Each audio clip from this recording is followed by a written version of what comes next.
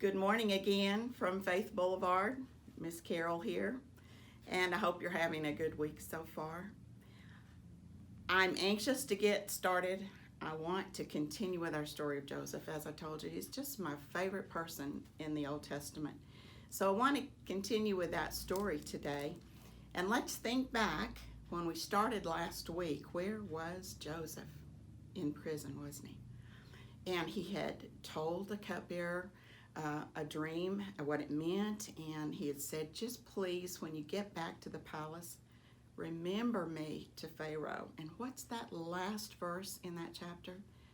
But the cupbearer forgot. He forgot Joseph. What caused him to remember Joseph was when Pharaoh himself had two dreams, didn't he? Do you remember?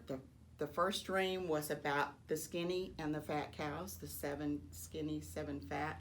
And the next one was the 7 heads of grain that were beautiful and the 7 that were withered and dried. And he calls all his wise men from all over the land of Egypt, and no one can tell him what that means. But then the cupbearer remembers, and it's been 2 years. And so they bring Joseph up, don't they? And Joseph is in front of Pharaoh. And Pharaoh says, I have a dream, and I understand that you can tell me what it means. Does Joseph say, sure, I can. He said, no, I can't do it, but God can. So he proceeds to tell Joseph about that dream. And Joseph said, those dreams mean the same thing. They're the same exact dreams. We're going to have 7 years when there's plenty of food. And after those 7 years, there's going to be no food, a severe famine in all the land for 7 years. And he tells him, what I think you need to do, go ahead and get someone that can be over all of the food in Egypt, and he can take 1/5 from everybody and store it up while those 7 good years are there. And then you'll be prepared for the 7 bad years. And what does Pharaoh decide to do? Make Joseph that person. Make Joseph the person that is in charge of all of Egypt. So he gives him a robe. He gives him a gold chain to wear around his neck. Most importantly, he gave him his signet ring. And remember, that meant that Joseph could make all kinds of decisions, and he didn't have to go and ask Pharaoh. With that ring, he had the power to do those special decisions that he needed to make. And he takes him around the country, and he wants to say, make way for Joseph. So then Joseph spends the next 7 years collecting all that food, doesn't he? Storing it all up. And do you remember, the Bible tells us there was just so much. He had to stop even keeping records of how much was there. It was just so much in abundance. But after that, remember what happens? Here come the 7 bad years. And as those 7 bad years come, the people go to Pharaoh and say, oh, we're starving. What are we supposed to do? We can't have any bread. We have no grain. And Pharaoh said, oh, you need to go see Joseph. He's the one. You do whatever he tells you to do. And so everyone is sent to Joseph now, the prime minister of Egypt. Well, that famine isn't just here in Egypt. The Bible tells us it was all over the lands, not just Egypt. And pretty soon, other countries are finding out, oh my, you know what? I know that there's food in Egypt. I've heard about that. So let's head to Egypt and buy food. And Joseph would let them buy their food from Egypt. Now here in Canaan, where Jacob and his sons still are, they're getting hungry too. Now remember, Jacob thinks that Joseph is dead, doesn't he? Because of what Joseph's brothers did. They tried to deceive him, didn't they? They took his coat, dipped it in goat's blood. He thinks that son is dead, and Rachel only had 2 sons, didn't she? His favorite wife. The other one is Benjamin.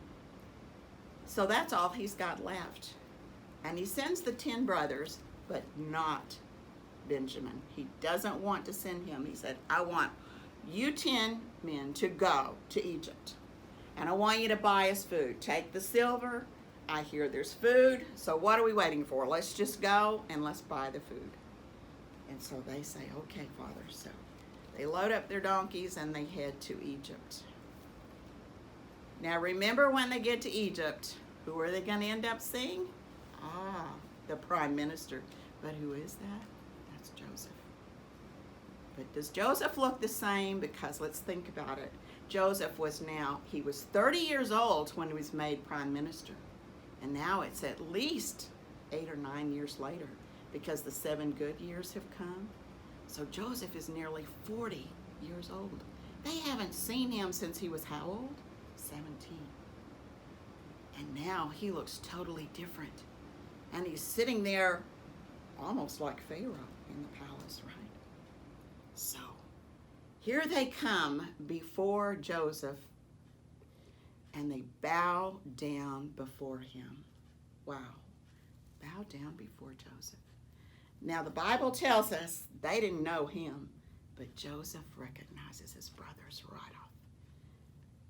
And you know what pops into his head when he sees them bowing down before him? Well, let's think about that for a minute. Joseph himself had 2 dreams, didn't he? When he was 17, he had the dream about the tall bundle of grain standing up straight and the 11 bundles bowing down to his bundle.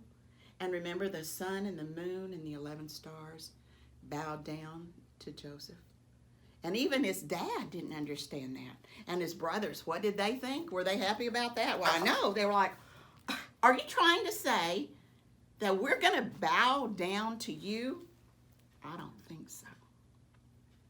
And Joseph thinks about that when they bow down, that God must have given him those dreams, and now it has come true. But they don't know they're bowing down to Joseph. Now Joseph is speaking Egyptian. He still remembers his Hebrew language. That's the language that he was taught when he was a child. But they don't speak Egyptian. So there's a man in the room, a servant of Joseph.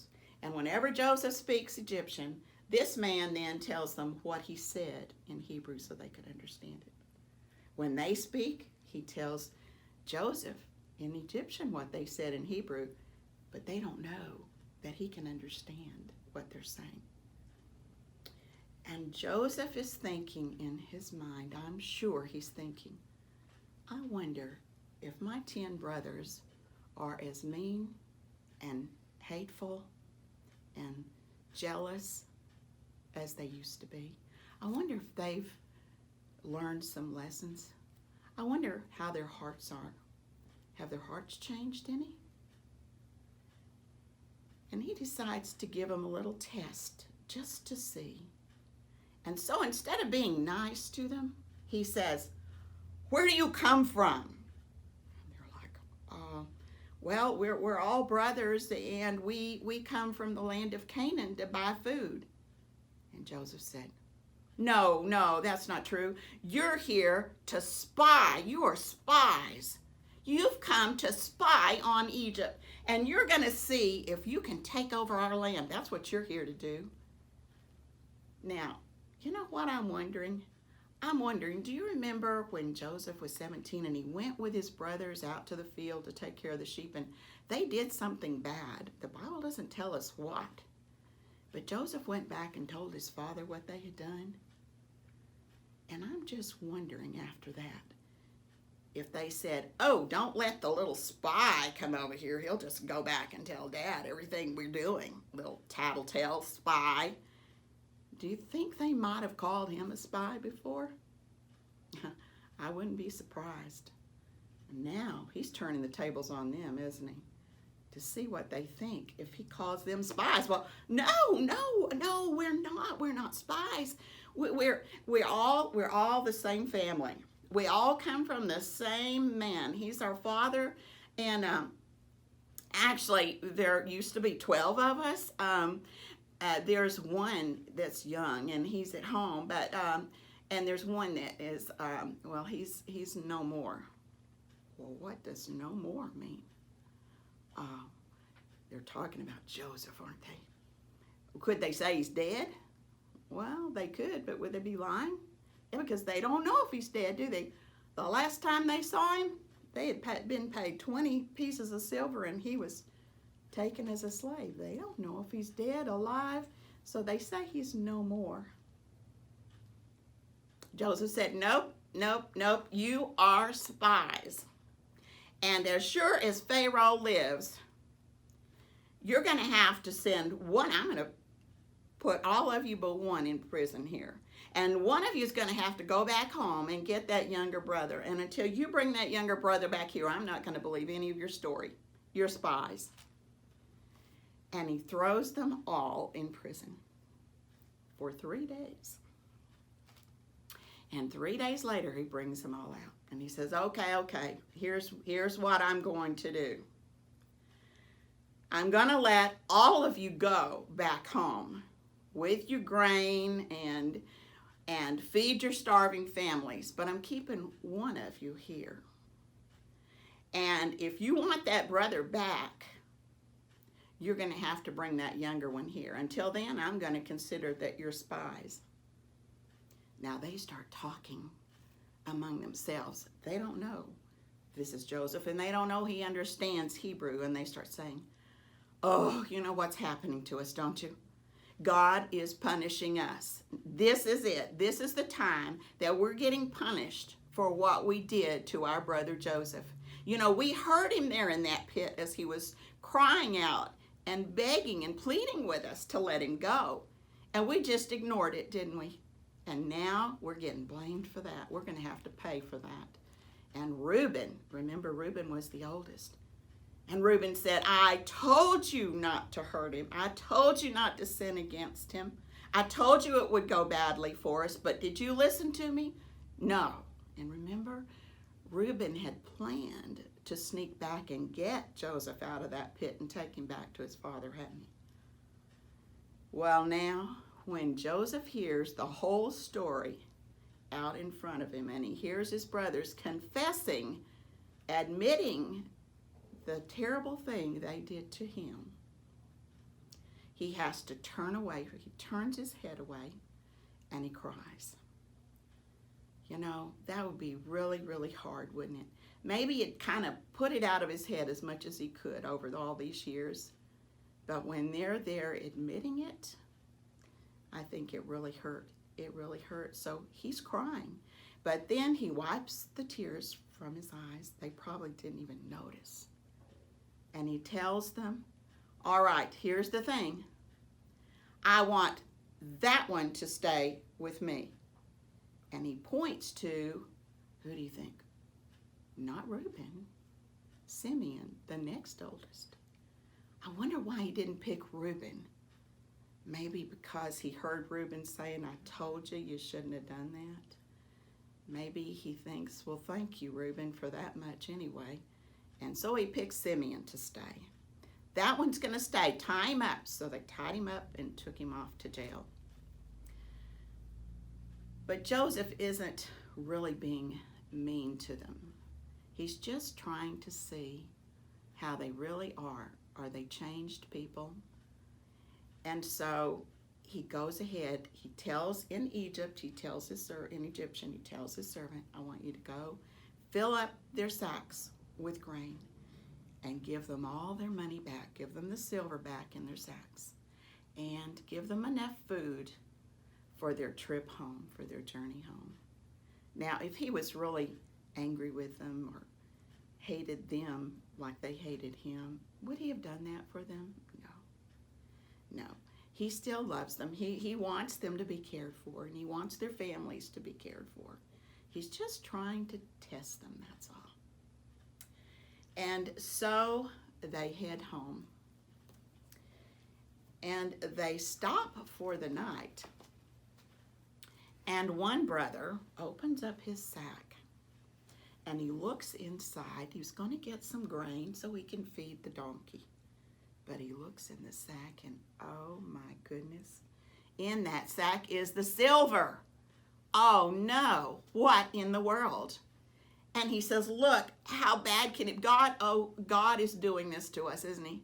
This is all God's doing. He's punishing us because now it's going to look like we didn't even pay for this grain. When they find out the silver's gone, they're going to say we are spies and we're stealing. Oh, this is just terrible.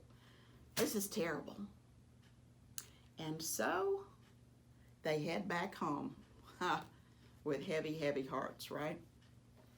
They get back home to Dad, and he's like, hold on, somebody's missing here. Where's Simeon? Well, Dad, you're not going to believe the story. You're just not even going to believe it. But we get there, and then they tell him the whole story about how the prime minister was gruff with them, and how he accused them of being spies, and how they told him that they were all brothers, and there were 12 of them, or used to be. And they tell their dad, we told him we had a younger brother at home, and then one that's dead. They tell their dad that, right? Because that's what he thinks, isn't it? And so he says, well, then bring your younger brother here and prove to me that you're telling the truth. And Jacob says, what have you done? Why would you do such a thing?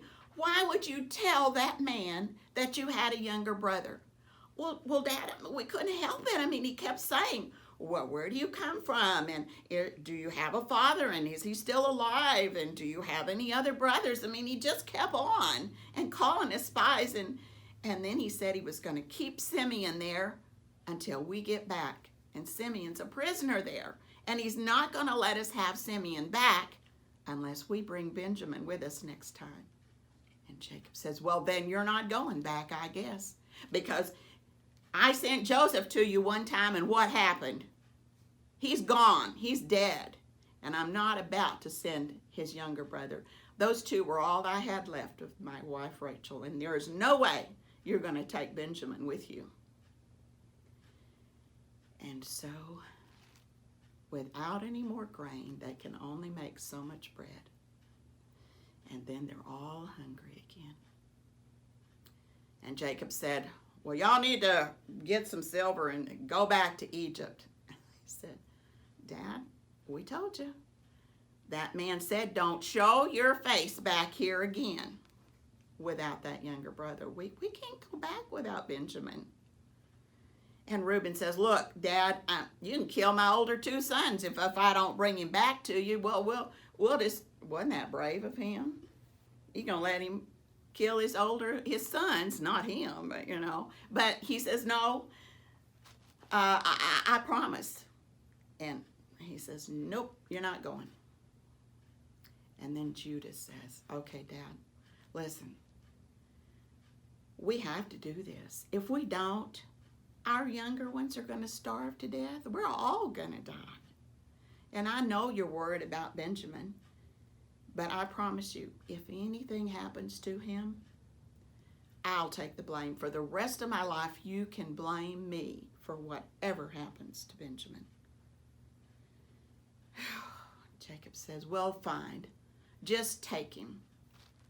Just take him. And if anything happens to him, and I'll just die, that's all. I'll just die, but that's fine. Just take him. And Judah says, thank you, Dad, because if you hadn't waited so long, we could have been there and back 2 different times since then. Well, fine. Just take Benjamin. I guess I don't have a choice. And so they load up their donkeys and they go back to Egypt. And now, what do they have to do again? They have to go before that prime minister again, don't they?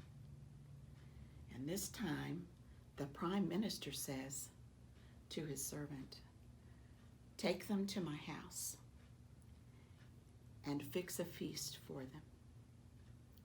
I'll be there at lunch.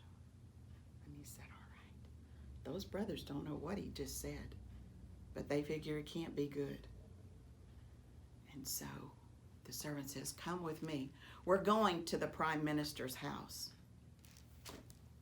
Oh my goodness. You think they're excited about that? Well, no, they think, oh, he found out that our silver was back in. He thinks that we didn't pay for that grain.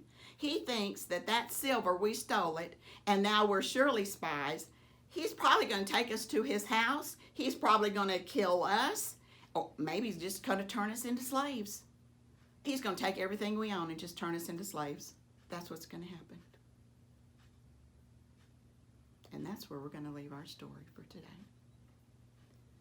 Now we're going to have to figure out what in the world is going to happen at Joseph's house.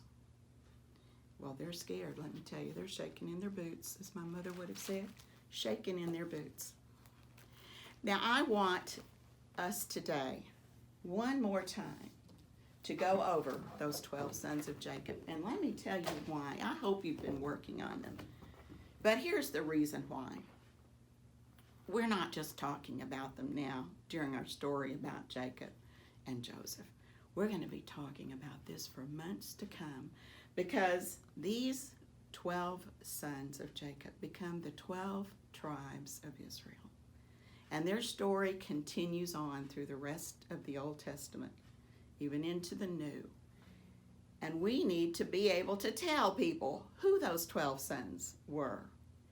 And I told you, if you sing it, you won't forget it. But even if you don't sing it, let's just remember those 12 sons. Reuben, Simeon, Levi, Judah, Zebulun, Issachar, Asher, Naphtali, Dan, Joseph, Gad, and Benjamin. If you can't sing them, say them at least, okay? And if you will continue to do that, I'm going to make a statement here. When we finally get back together, I'm going to have something special for every one of you on Faith Boulevard that can come in here to the museum and tell me those 12 sons. Sing it or say it. And I'm going to have something special, and it won't just be my candy. It's going to be something better than that. All right, so that's something for you to work on while you're sitting at home bored, okay? All right, we love you. Hope to see you soon. Be sweet, be good. Bye-bye.